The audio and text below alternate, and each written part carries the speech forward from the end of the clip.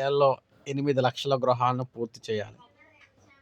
ప్రధానమంత్రి ఆవాస్ యోజన ఎన్టీఆర్ 2.0 పథకం కింద 2 ఏళ్లలో 8,00,000 ఇళ్లను పూర్తి చేసి లబ్ధిదారులతో గృహప్రవేశాలు చేయించాలని అధికారులను ముఖ్యమంత్రి చంద్రబాబు ఆదేశించారు. నిర్దేశిత గడువులోగా పూర్తయ్యేలా త్రైమాసికాల వారీగా లక్ష్యాన్ని నిర్దేశించుకొని పూర్తి చేయాలని సూచించారు. ఇప్పటికే దరఖాస్తు చేసుకున్న 2,00,000 మందికి గ్రామీణ ప్రాంతాల్లో 3 సెంట్లు, పట్టణ ప్రాంతాల్లో 2 సెంట్ల చొప్పున ఇళ్ల స్థలాలను పంపిణీ చేయాలని స్పష్టం చేశారు. దీనికి సంబంధించి ప్రభుత్వం భూమి ఎక్కడెక్కడ ఎంత ఉంది, భూసేకరణ ఎక్కడ చేయాల్సి ఉందనే వివరాలను కూడా వచ్చే కలెక్టర్ల సమావేశం నాటికి నివేదించాలని సూచించారు. ఇప్పటికే కేటాయించిన స్థలాల్లోనే ఇల్లు నిర్మించుకుంటామని కొంతమంది కోరుతున్నట్లు మా దృష్టికి వచ్చింది.